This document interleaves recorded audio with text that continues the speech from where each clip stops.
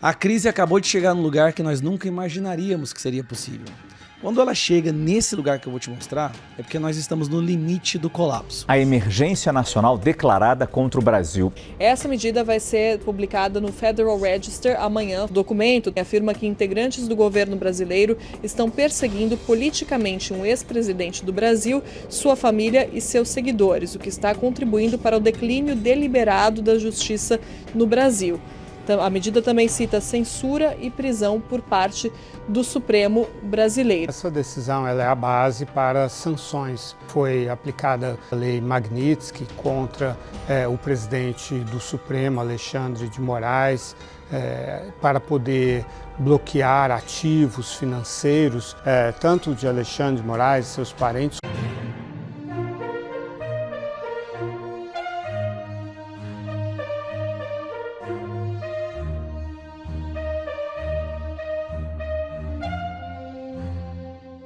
Forças Armadas dos EUA dizem ter interceptado um ataque surpresa do Irã. É isso mesmo. As Forças Armadas dos Estados Unidos interceptaram com sucesso um ataque surpresa iraniano contra tropas americanas no Oriente Médio, anunciou o CENTCOM, Comando Central dos Estados Unidos, na noite desta terça-feira. Às 17 horas e 45 minutos de hoje, forças do Corpo da Guarda Revolucionária Islâmica lançaram múltiplos mísseis balísticos a partir do Irã em uma tentativa de ataque surpresa contra forças dos Estados Unidos baseadas no Oriente Médio. Todos os mísseis iranianos foram interceptados com sucesso. As forças dos estados permanecem vigilantes e em estado de prontidão elevada, acrescentou a publicação. Trump prorroga estado de emergência contra o Brasil e cita perseguição contra Bolsonaro. É isso mesmo. O presidente dos Estados Unidos, Donald Trump, prorrogou por mais um ano a emergência nacional em relação ao Brasil, mantendo a declaração de 2025 e voltou a associar a medida ao ex-presidente Jair Bolsonaro. Na justificativa apresentada pela Casa Branca, o documento afirma que integrantes do governo brasileiro estariam promovendo uma perseguição política contra um ex-presidente, seus familiares e apoiadores. A decisão, publicada no Federal Register, alega que políticas brasileiras ameaçam a segurança e economia dos Estados Unidos. A prorrogação feita por Donald Trump, mantendo em vigor a declaração originalmente estabelecida pela Ordem Executiva de 30 de julho, será publicado nesta quarta-feira no Federal Register, o Diário Oficial dos Estados Unidos. A emergência nacional declarada contra o Brasil. A nossa correspondente lá em Washington, Mariana Jangiacomo, vai traduzir isso para a gente direto de Washington. Oi, Mariana, boa noite. Oi, Márcio, boa noite a todos. Márcio, é uma medida para expressar o descontentamento do governo Trump com ações do governo brasileiro. Essa medida vai ser publicada no Federal Register amanhã. O Federal Register é semelhante ao Diário Oficial do Brasil aqui nos Estados Unidos. E ela prorroga por um ano a declaração de emergência nacional com relação ao Brasil que o governo Trump adotou em 30 de julho do ano passado. À época, essa declaração foi usada para impor tarifas contra o Brasil, com base nesses mesmos motivos que o governo Trump continua alegando agora. Esse documento diz, então, que políticas, práticas e ações do Brasil interferem na economia dos Estados Unidos, afetam a liberdade de expressão de cidadãos norte-americanos. O documento também afirma que integrantes do governo brasileiro estão perseguindo politicamente um ex-presidente do Brasil, sua família e seus seguidores, o que está contribuindo para o declínio deliberado da justiça no Brasil. A medida também cita censura e prisão por parte do Supremo brasileiro. Colocar nessa conversa o nosso analista internacional Lorival Santana. Os Estados Unidos adotam essa designação, essa emergência também contra outros países, Lorival. Qual é o peso dessa decisão americana anunciada hoje? Boa noite. Boa noite. Sim, essa decisão ela é a base para sanções. Por exemplo, a sanção que foi aplicada pela lei Magnitsky contra o presidente do Supremo, Alexandre de Moraes, para poder bloquear ativos financeiros, precisa estar sob essa designação. Em dezembro, a sanção contra o Alexandre de Moraes foi retirada, né, depois de uma negociação com o Brasil, se o governo americano decide adotar novas sanções contra qualquer indivíduo ou empresa ou organização no Brasil, precisa estar em vigor essa designação.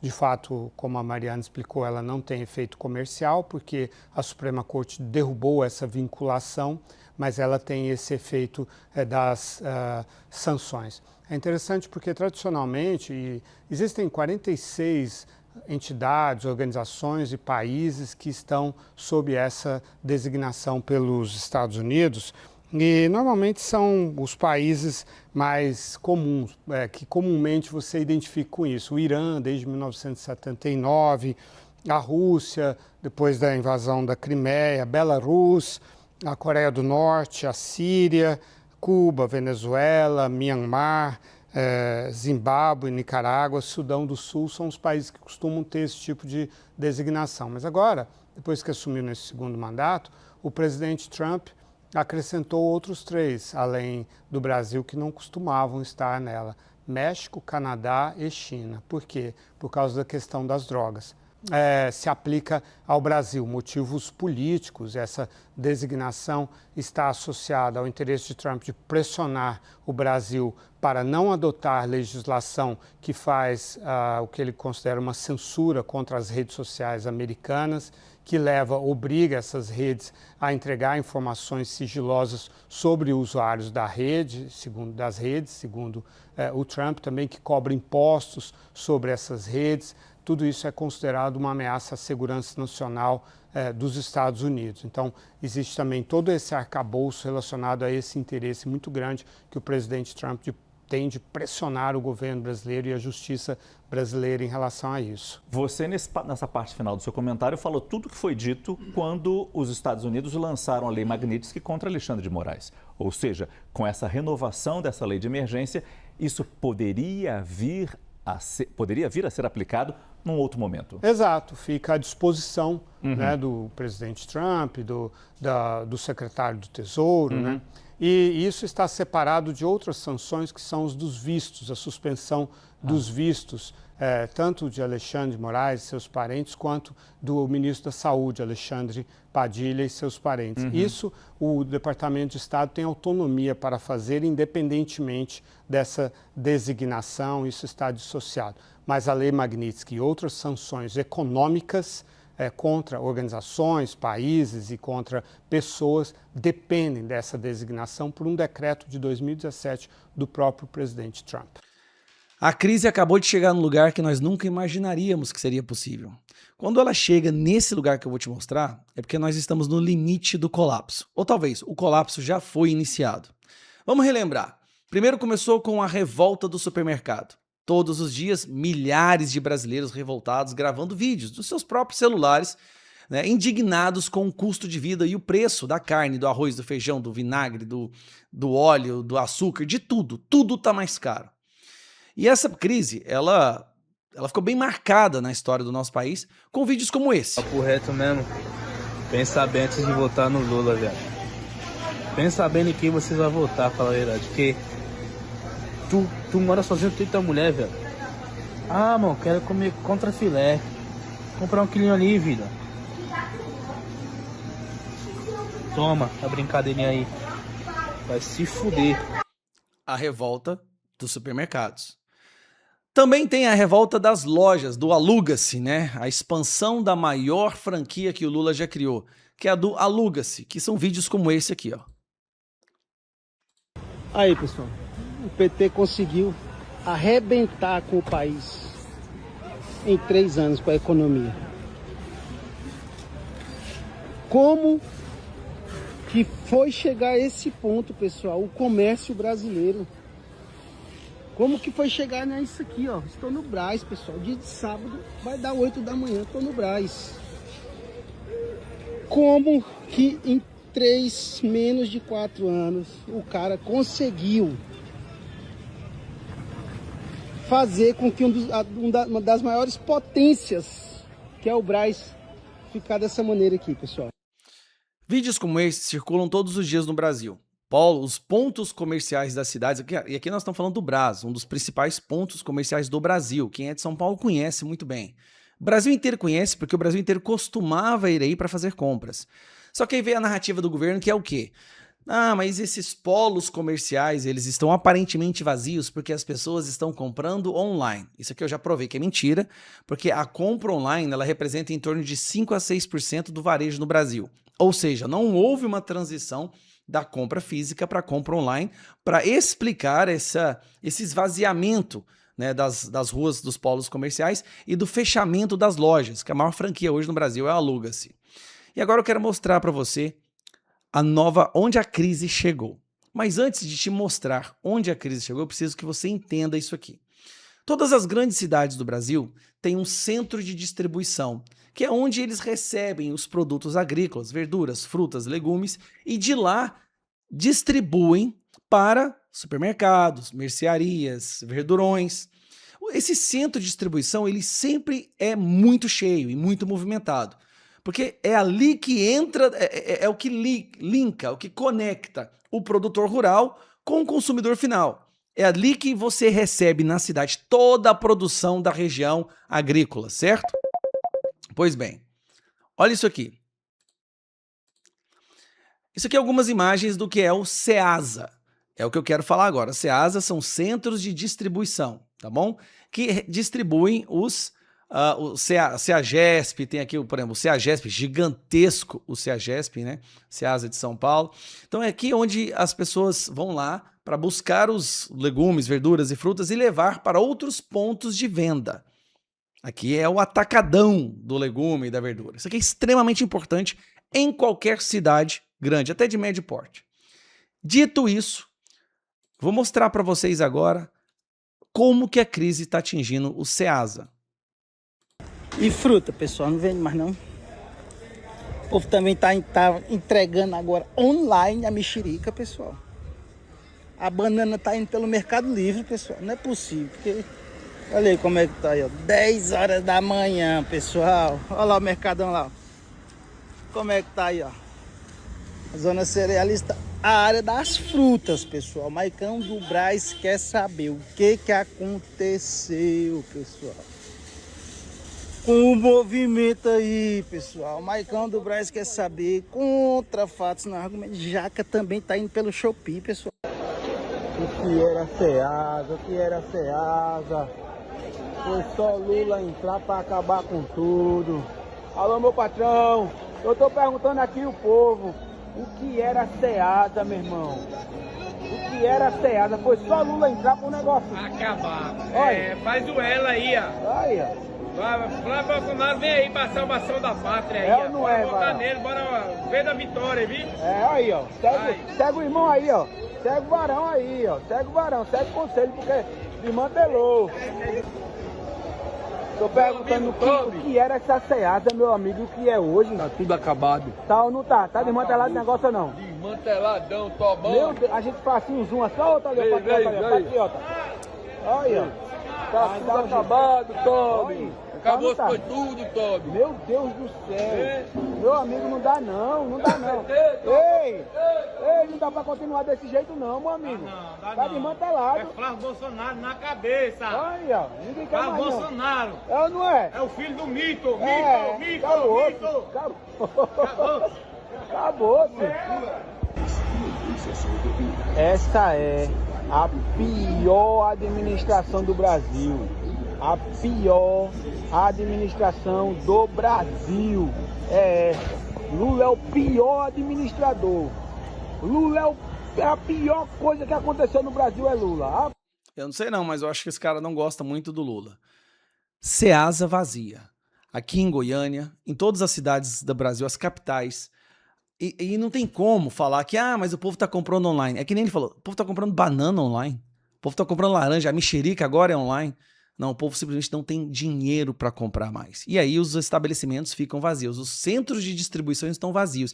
E ali quem compra, normalmente são os supermercados, são as mercearias, os verdurões. Quer dizer que tem várias empresas ali na frente ou por trás que não estão tendo fregueses, ou seja, não está tendo a demanda, não está precisando ir no Ceasa preencher os seus estoques com os mantimentos vendidos ali. Isso é um colapso que a gente está vivendo. E o governo está fazendo de tudo para tentar esconder a gravidade desse colapso agora, tentando jogar ali para frente, para depois das eleições. Escuta o que eu estou te falando. Flávio vai ganhar, mas quando o Flávio ganhar, o Flávio vai receber um Brasil tão destruído, tão esfacelado, que nós vamos precisar de um ano para começar a reconstruir a nossa economia. Agora, tem como reverter? Tem. Agora, se o Lula ganhar, esquece. Me desculpa, isso não é fatalismo sensacionalista, não. Se o Lula conseguir vencer essas eleições, o Brasil está acabado, meus amigos. Eu estou te falando, vai ser um Brasil que vai passar fome, o desemprego vai explodir, as empresas vão fechar, quem tem dinheiro para gerar riqueza e abrir novas empresas vão embora do Brasil, como já estão indo para o Paraguai, para a Argentina, muita gente indo para os Estados Unidos, mas são as pessoas que têm condição. Quem vai fugir do Brasil são as pessoas que têm condição de fugir, são as que poderiam investir em novas empresas e gerar emprego, mas não vão fazer isso, porque não vale a pena mais fazer isso no Brasil. Por isso que a gente tem que vencer essa eleição. Lula e o PT se deram muito mal na justiça eleitoral ao atacar Flávio Bolsonaro. Se você quer ver esse revés, fica aqui e ainda vai ter uma notícia pior pro PT no final. O PT correu ao Tribunal Superior Eleitoral pedindo multa contra Flávio Bolsonaro e pedindo a remoção daquele vídeo de inteligência artificial do Bolsonaro, aquele exibido na convenção do PL em que a imagem do Bolsonaro apoia o filho. Só que veio a distribuição do processo e os petistas se ferraram, porque o processo caiu com o ministro Nunes Marques na relatoria e ele tem um entendimento sobre isso que eu já vou te mostrar qual que é. Leia aqui comigo o que publicou o Valor Econômico. O ministro Nunes Marques, do TSE, presidente, foi definido como relator da ação em que o PT questiona um vídeo em que uma imagem gerada por inteligência artificial do ex-presidente Jair Bolsonaro aparece dando apoio à candidatura do filho, o senador Flávio Bolsonaro, à presidência. E por que isso importa? Porque o Nunes Marques, muito provavelmente, ele vai dar uma decisão negando os pedidos do PT. Porque ele entende que o uso de IA nas eleições é permitido quando não é para prejudicar um outro candidato. E ele disse isso, gente, expressamente para a jornalista Carolina Brígido do Estadão. Acompanha aqui comigo, ó. Já aparece aí no título, ó. Usar IA para fazer campanha é lícito, mas não pode usar para prejudicar alguém, diz Nunes Marques. O presidente do TSE, Nunes Marques, disse ao Estadão que o uso de IA por parte de campanhas é lícito. Segundo ele, só há problema no uso da tecnologia se houver ofensa a candidatos políticos ou outras pessoas. Aspas do ministro. Usar IA para fazer campanha é lícito, o que não pode é usar para prejudicar alguém. A declaração do ministro foi dada aí nesse domingo, dia 26, um dia depois da convenção do PL, que oficializou o Flávio Bolsonaro à presidência. E aí aqui, ó, Nunes Marques informou que, como o TSE ainda vai examinar o caso, ele não podia se manifestar sobre essa situação específica. Mas ele lembrou que a IA é uma tecnologia em uso inclusive no judiciário e, portanto, não deveria ser criminalizada de forma genérica. Certo ele, eu mostrei aqui no canal, mostrando lei, artigo, traduzindo tudo para você alguns dias atrás. Agora o PT, gente, nessa, ele se deu muito mal. Será que eles ainda estão achando, por acaso, que as eleições esse ano, elas estão sendo conduzidas pelo ministro Alexandre de Moraes lá no Supremo? Ou que o Moraes ainda está no TSE? E tem mais. 5 dias antes do PT protocolar essa ação, o mesmo ministro assinou uma decisão num outro processo, dessa vez movido pelo PL, e a decisão é contra o Lula. Ou seja, vão dar aqui uma dupla notícia ruim pro PT. Leia aqui comigo na coluna da Malu Gaspar. O presidente do TSE, Nunes Marques, deu um prazo de 48 horas para que o presidente Luiz Inácio Lula da Silva, a Federação Brasil da Esperança e o ministro da Secretaria de Comunicação Social, Sidônio Palmeira, apresentem esclarecimentos sobre o uso de canais oficiais do governo para promover programas da administração petista nas redes sociais. São cerca de 1.000 publicações apontadas pelo PL que foram feitas no perfil oficial do canal Gov, no Instagram, no X. Mas qual que é o problema, Deltan? O problema é que elas foram feitas dentro dos 3 meses anteriores à eleição. Ou seja, julho, agosto, setembro. Não pode esse tipo de propaganda institucional. E eles fizeram em julho agora. E aí, eles estão sendo questionados por isso, porque a lei proíbe dentro desse prazo a publicidade institucional. E o ministro ele não parou no prazo não, mandou intimar o Facebook e o X para preservar integralmente esse material, porque a corte agora vai fazer um exame mais aprofundado. Ou seja, nada será apagado. E na análise preliminar do processo, o Nunes Marques ele escreveu algo que assusta o PT, que as postagens do governo, olha aí, ostentam, em tese, conteúdo compatível com publicidade institucional, que é proibida nesse mês, voltada à divulgação de programas, ações, obras e realizações governamentais. O que, em princípio, revela a plausibilidade jurídica da ação do PL que alega que Lula está desrespeitando a legislação eleitoral. Traduzindo aqui para você, deixando claro em bom português, o que ele disse é que, numa primeira olhada, o tribunal achou que a acusação contra o governo tem sim fundamento.